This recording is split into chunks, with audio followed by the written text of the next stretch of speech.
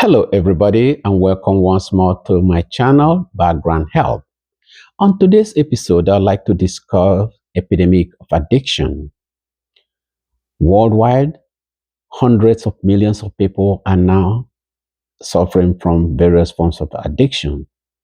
In the past, we thought of addiction to be to substances such as alcohol, tobacco, various stimulant drugs, heroin, endorphins, etc., or even to sex.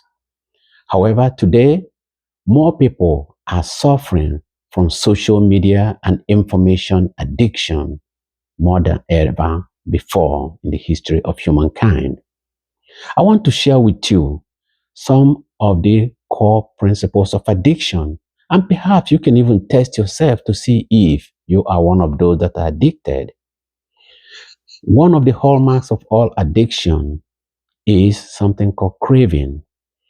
You are consuming something, whether it's information, whether it's activity, whether it's something that you put into your body, like drugs, to the extent that when you don't have it, you find yourself craving for that. And that consumption of that information or substance actually serves you no purpose, no health need to do that other than the pleasure that you derive. When I'm done telling you the criteria, I'll tell you the chemical basis for the addiction. The second criteria to determine whether you are addicted to something is what we call tolerance, which means at first you get that information or substance and you consume it, you internalize it, but sooner or later you find yourself wanting more and more and more of that. For instance, let's say in the first place somebody send you a social media something or a post, or you accidentally run into a post.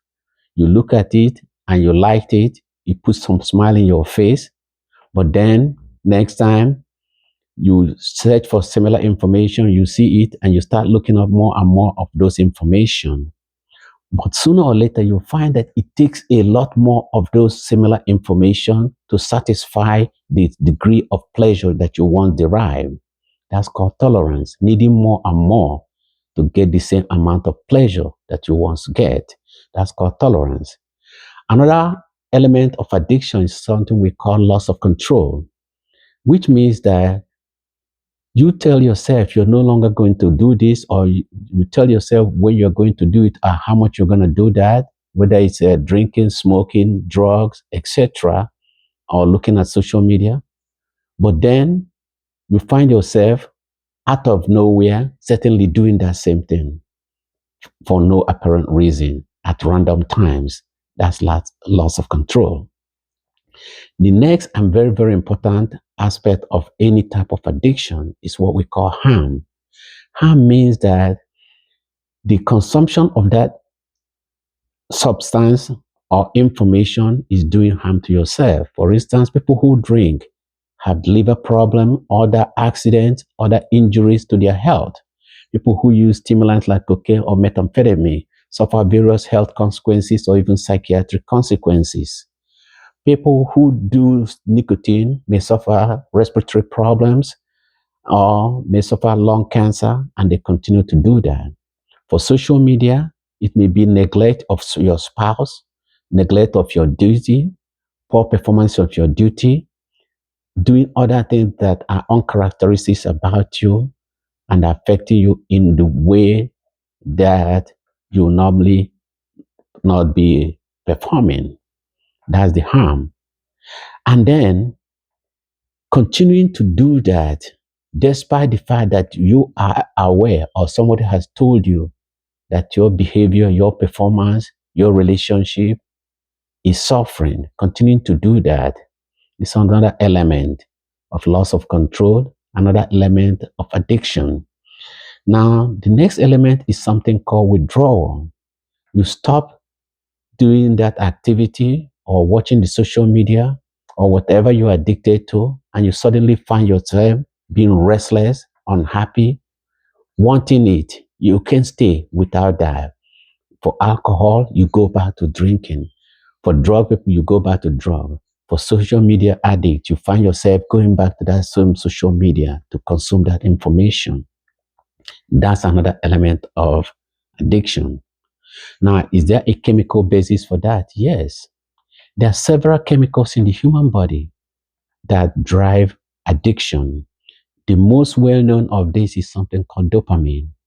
Dopamine is something that stimulates your sense of reward. When you do something, it gives you a sense of reward, a sense of motivation to do that thing.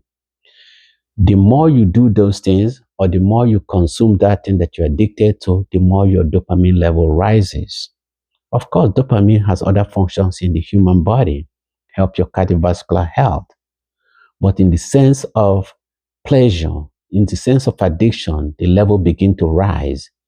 And the more the level rise, the more you need that type of information to satisfy your cravings, your addiction, and to derive the same amount of pleasure that you once did.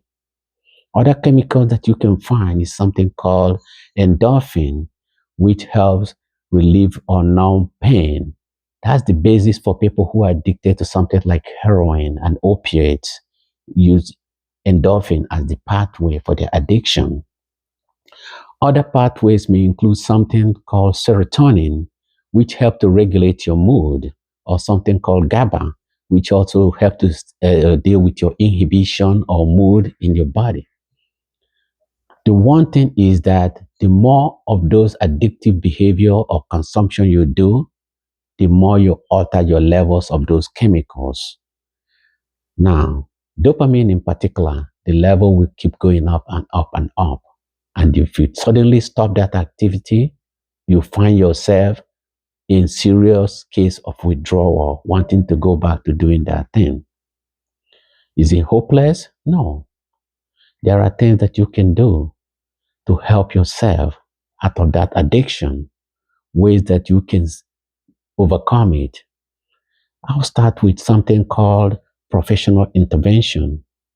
If you're addicted to drugs, chemicals, you may need the help of doctors to go through detoxification, to gradually take you off of that thing so that you don't go into crashing mode, what addicts call crash. You may need a psychotherapist, a psychoanalyst to help you understand the depth of your addiction or the harm that you are causing to yourself, to the people around you, to your loved ones, and to help bring you down slowly so that you don't have a relapse. Because if you stop abruptly, you're at higher risk of having a relapse. Beside this, there's also other things like peer groups, finding people who have experienced similar addiction, talking it over with people, finding ways to develop different activities, finding alternative activities that takes you away completely. For instance, reading a book. When you read a book, you have to buy the book, put it on your shelf, determine to read it, take interest in the subject matter of the book, and turn the page one after the other on your own. You have control.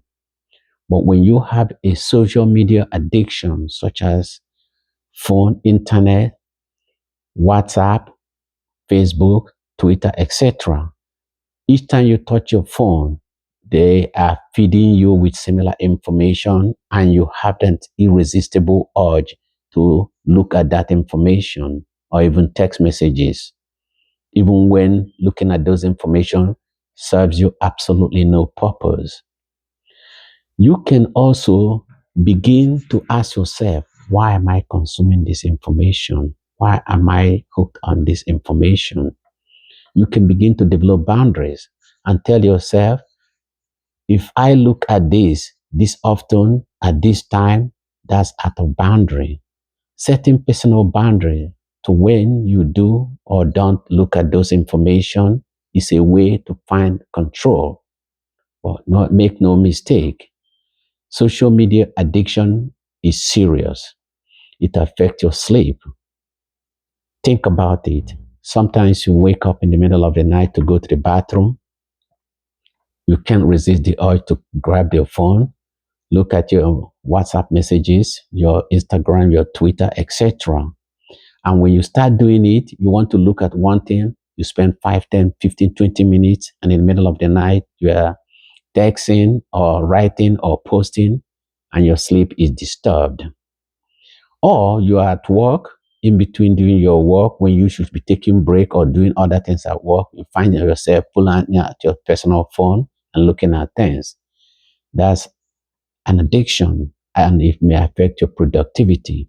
Or maybe you are driving and you stop at traffic light and you start to pull up your phone because you saw a flash of message. You just couldn't wait to get home to see who sent you a message or who posted what. And then in the middle of that, you may even have an accident. That is why in some localities around the world, police are cracking down on people who look at their phone, even if you just post it on your lap or put it somewhere, because they understand that people are addicted to their phone, and that's causing accident in so many ways. Mothers have neglected their children, people have neglected their spouses, etc. So please make no mistake about it. Addiction is real. There's a chemical basis for that, and that's dopamine. And that dopaminergic drive have to be brought down gradually, safely, to prevent further harm to your life.